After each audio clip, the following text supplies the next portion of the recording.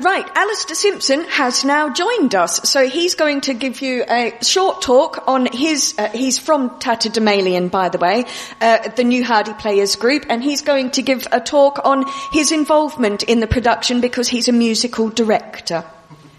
Afternoon, everyone. The New Hardy Players were founded about 14 or 15 years ago, I think, on the wish of Norrie Woodhall, who was the last surviving member of the original Hardy Players. Indeed, I think the last person who knew Hardy in person, alive.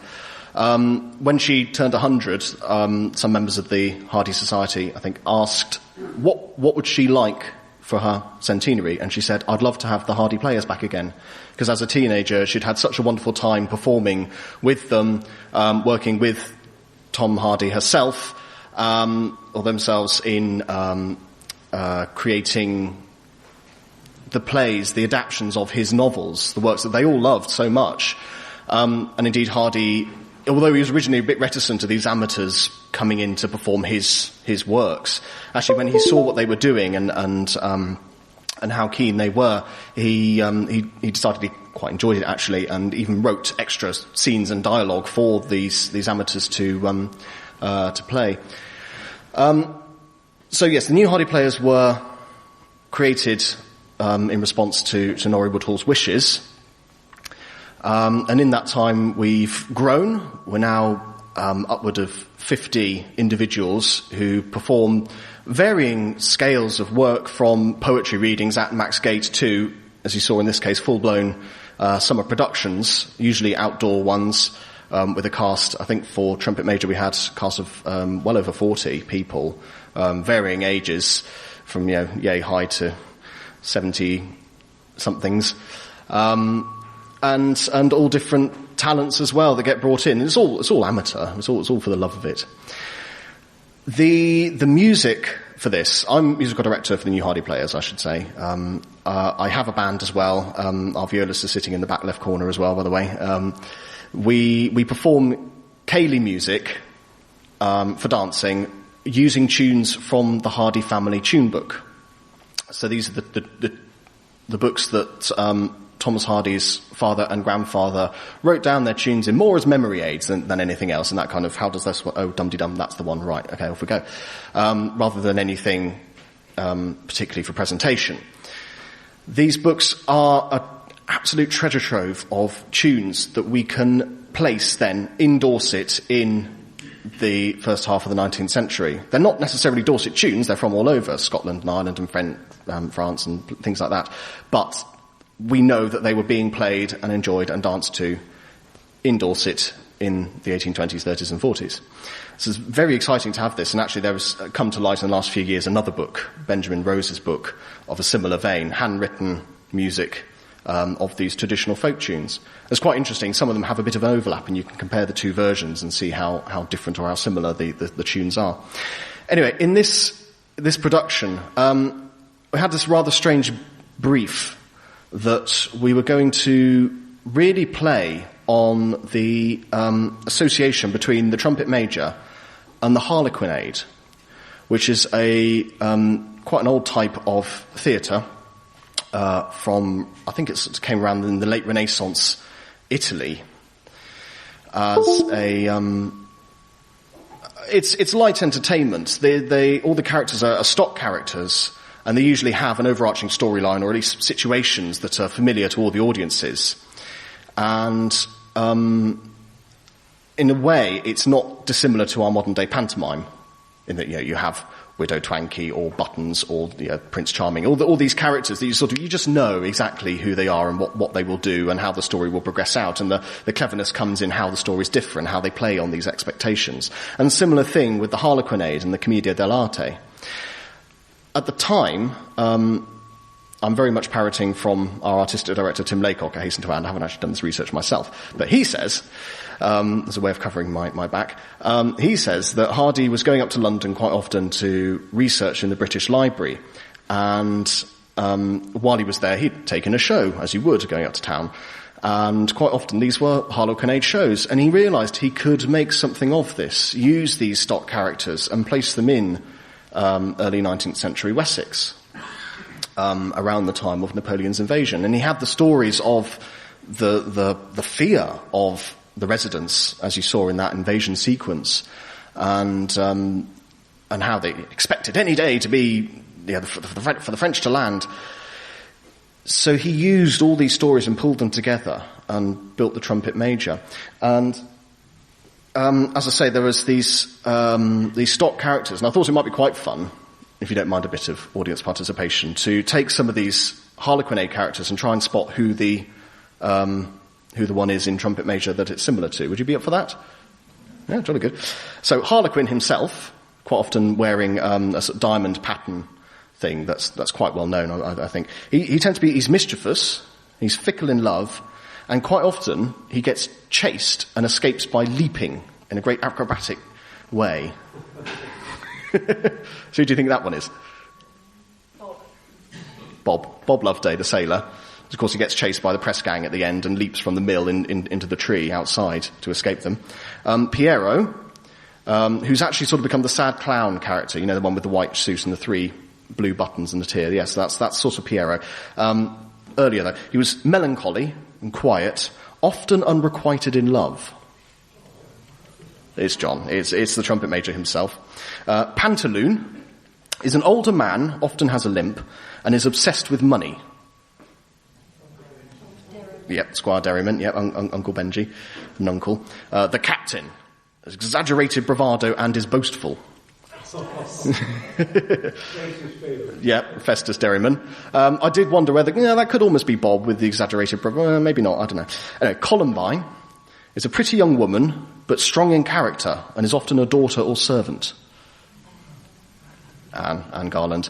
Interestingly, that in the Harlequinade, she's often a daughter or servant of Pantaloon, i.e. the squire, but of course in this case she's more of a sort of help her out and is obviously his heiress. I presume you've all read the book, that's not a spoiler. Lastly, Soubrette has loose morals and enjoys intrigue. Matilda, exactly, yes. So we took those characters and used those six characters, and that was reflected in the costume, both of the characters in the play, but also in the Harlequin dancers. Now, this is where we brought in the Harlequin. We got in touch with the Dorchester School of Ballet and Dance and asked if they would provide the Harlequin side of things as dance interludes through the play. I say we, Tim Laycock. And he asked me if I would write music for it. I haven't the foggiest where to start with that, because I've never written for music like that. He had some inkling of what I had in mind. Bearing in mind, I'd asked, could we have, rather than just the usual band that we had, a sort of 7 or 10 piece that we had for previous productions, could we have a small orchestra? And you may have heard in that section, certainly in the invasion bit, if the drum wasn't drowning it out too much, that there was actually quite a lot going on in the music. And in the end, I managed to put together a 25-piece orchestra, which was playing live for all the performances of Trumpet Major. And again, we put them together last year for Madding Crowd as well. The music, then, I had to reflect something of what was going on. I was given a basic story outline of what they wanted to represent. Be it Harlequin shows off to Columbine, and then Pierrot shows off, and it was this sort of basic outline, and then I was given free rein to do as I liked. I wondered, what on earth, where do you start with this? What's nice about Hardy novels is that he references real music and songs in his literature. So I'm sure you know, as I mentioned, the Hardy family books, he was with music all his life, and he knew these tunes. If he mentions a tune in one of the books, someone playing it, it's a real tune, it exists, and you can go and look it up and hear it and listen to how it plays. And there's more and more recordings from using the Hardy books as a source, so you can actually hear that version being played. But in Trumpet Major, there's not so many tunes listed. I wonder if it's because he wasn't necessarily sure of what existed at the time. I don't know. I just thought about that one on the way down. But he does mention some songs. The first one I'd like to talk about is in chapter 5. Sure, you've all got your trusty copy to hand, but don't worry, I'll read it out. The This is the miller's party. Mrs. and Miss Garland have been invited over from the other part of the mill, as John the Trumpet Major is there with some of his military friends. And right at the end of the evening, Anne and her mother were just thinking of retiring to their own dwelling when Sergeant Stanner of the Foot, who was recruiting at Budmouth, began a satirical song. When lawyers strive to heal a breach and parsons practice what they preach, then Boney he'll come pouncing down and march his men from London town. Rollickum roarum tollalaw and rollickum roarum tollalay. Hardy wrote these words. This is not an existing song. He wrote them himself. But then it has been set to music since, and probably the most well-known one is by Tim Laycock himself. We've used it in several productions, which goes something like this. When justices hold equal scales, and rogues are only found in jails, then little Boney he'll pounce down and march his men on London town. Rollickum roarum tollalorum, rollickum roarum tollalay, rollickum roarum tollalorum, rollickum roarum tollalay. When rich men find their wealth a curse, and fill therewith the poor man's purse, then little Boney he'll pounce down and march his men on London town. Rollickum roarum tollalorum, rollickum roarum tollalay, rollickum roarum tollalorum, rollickum roarum tollalay. And so we've taken that tune. It's very traditional in style, although it is written in modern times, and we've used that quite extensively.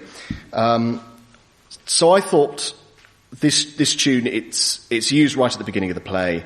We can make something of this, and especially when a little later on Festus Derriman turns up to the party and sings a most inappropriate verse. When husbands with their wives agree that maids won't wed for honesty, modesty. Quite inappropriate for the company of ladies. I then took this tune and immediately linked it to Festus, and by extension then Squire Derriman. But I also thought that since it's now been established in the audience's mind this early on, we can use it at other points. And it's a good fun tune. It rollicks along quite happily. And so we used it at other points of drama or gudgeon, such as the Squire's blunderbuss shot at his nephew much later on, and that finishes the first act of our production, and then of course the chase as well, when Bob is being chased by the press gang. That also, it made a return then. Another theme that I was keen to get sorted out quite early on was, it's an easy thing to set characters with their own themes and just have that working all the way through. And in chapter 35, back end of the book, I've flicked all the way almost to the end. Bob has been at Trafalgar, as we know, got rather bloodied and beaten, comes back to Portsmouth and sets up with a baker's daughter, a blonde called Caroline.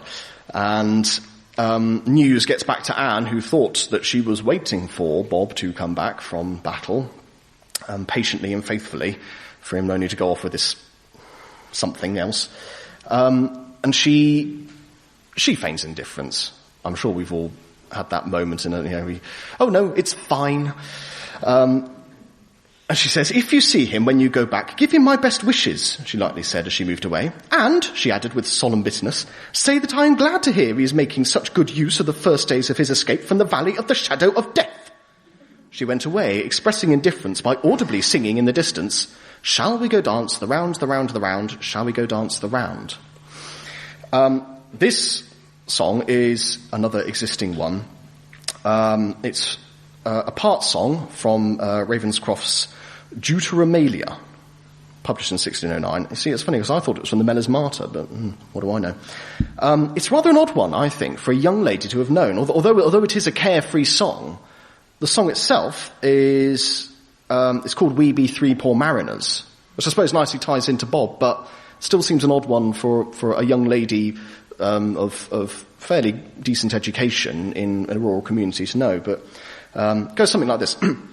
We be three poor mariners, newly come from the seas. We spend our lives in jeopardy whilst others live at ease. Shall we go dance the round, the round, the round? Shall we go dance the round, the round, the round?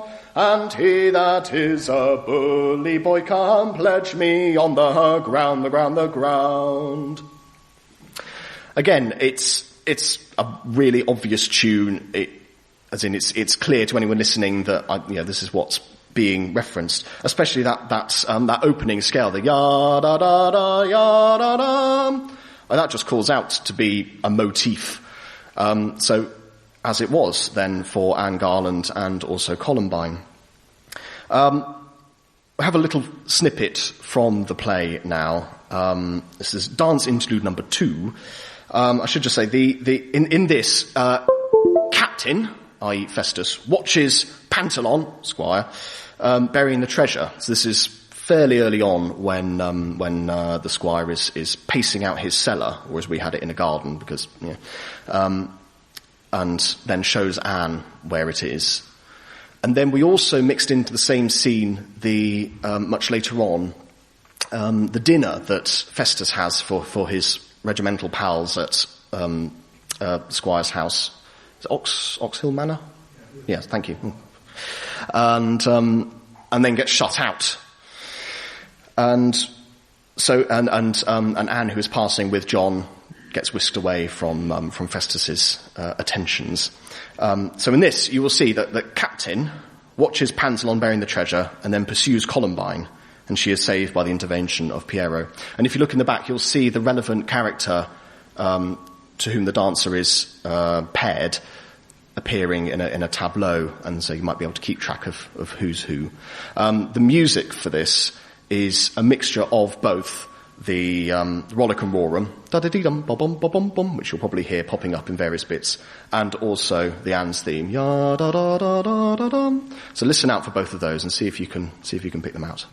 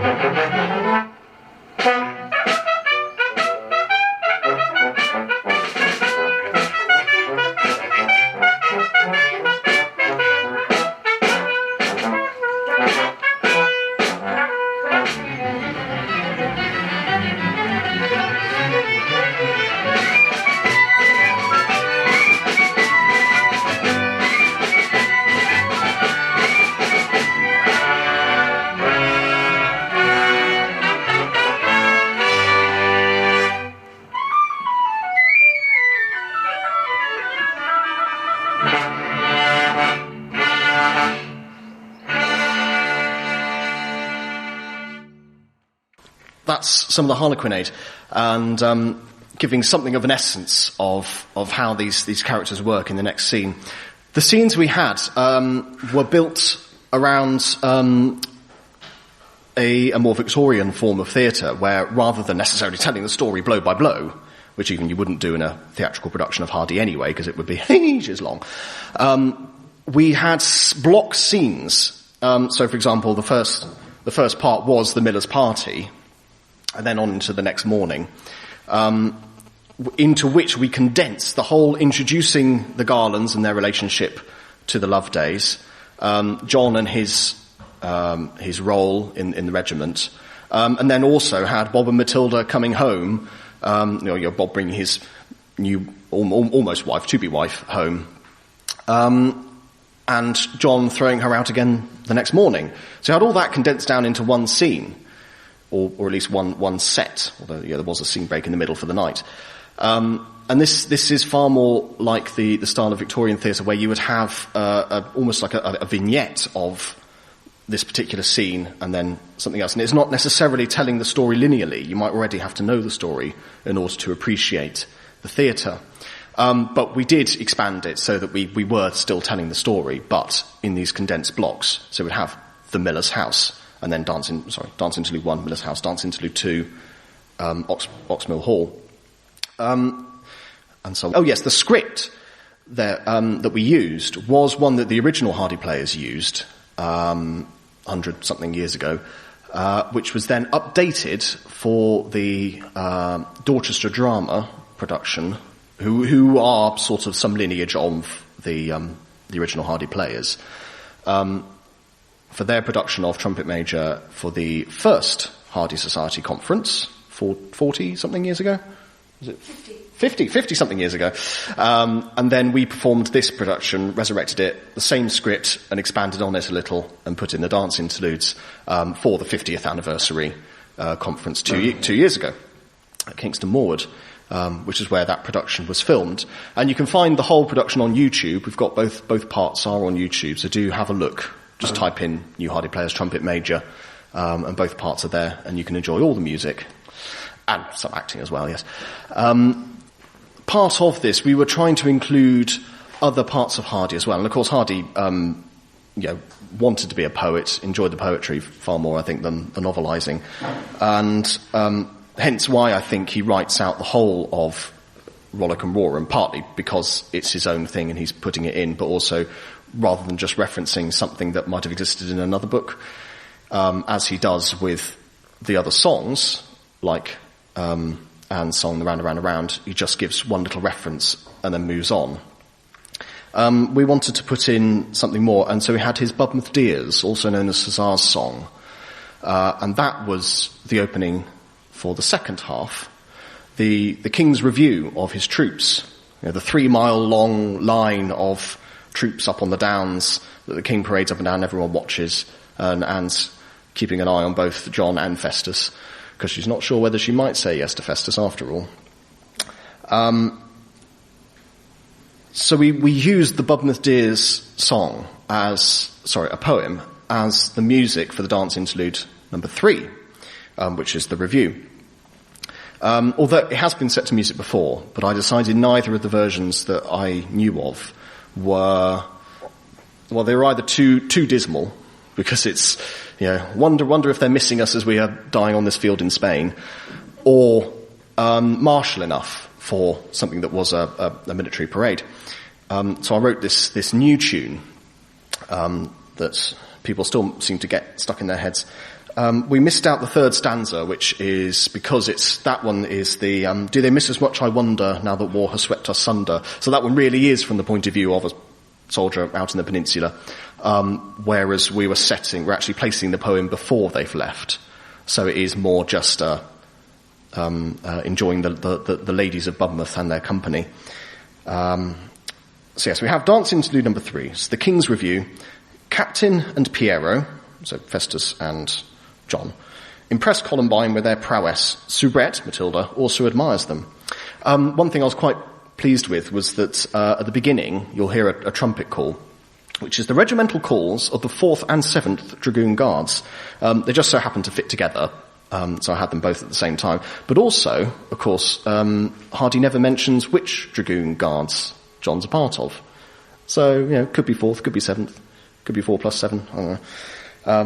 Dance Interlude number 3. Majesty King George! Hip hip! Huzzah! Hip hip! Huzzah! Hip hip! Huzzah! Thank you. Let the review begin!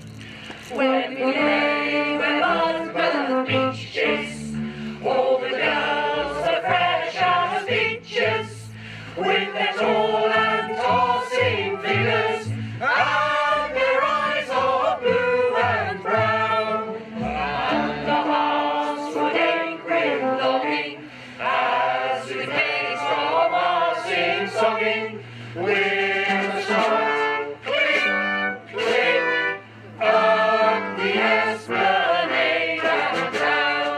They distracted and delayed us by the pleasant they played us, and the bubble there lived troopers in a regiments of renown.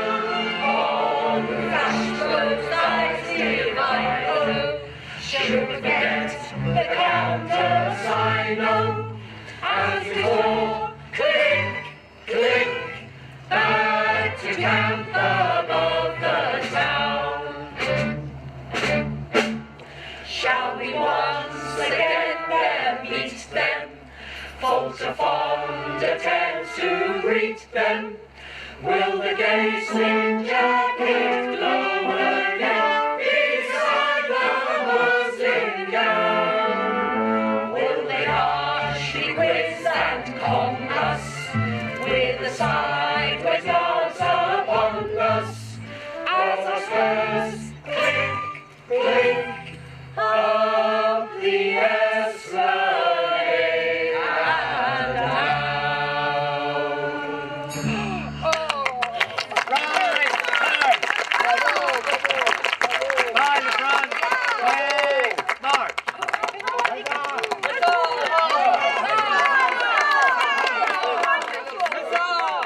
One final note to do with Hardy referencing real music, real places, is in chapter 11,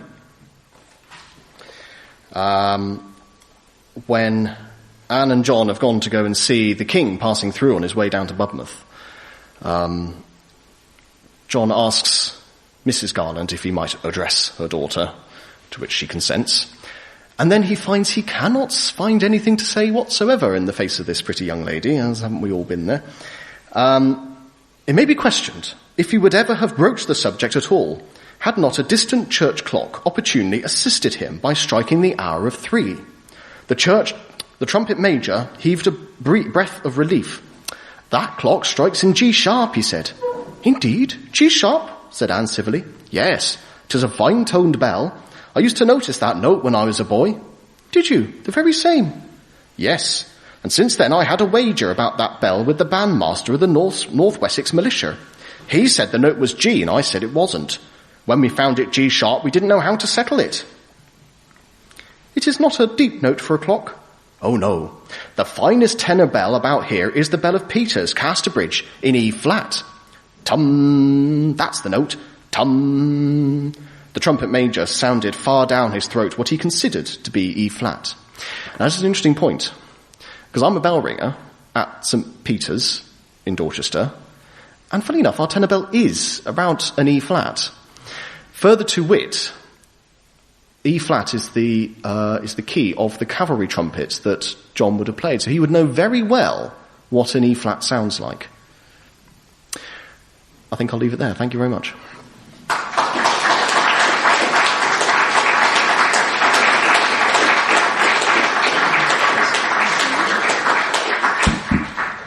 Thank you very much, Alistair. I'm sure you agree that that was worth waiting for. If you're interested in seeing the rest of that production, the snippets that you saw earlier, do have a look on YouTube. It'll be up for a while. We'll take it down at some point. We're not sure yet.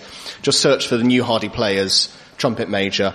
While you're there, we've also got last year's production of Far From the Madding Crowd, which was, again, a huge production with a similar size cast and orchestra again. And then we've also got a 2015 production of Return of the Native on there as well, which is a little more reduced, but shot in the beautiful setting of Lulworth Cove, I think, just above the cove there. So do have a look at those. It's great to be able to see those things again. What was a memory until a few months ago when we were able to watch them again.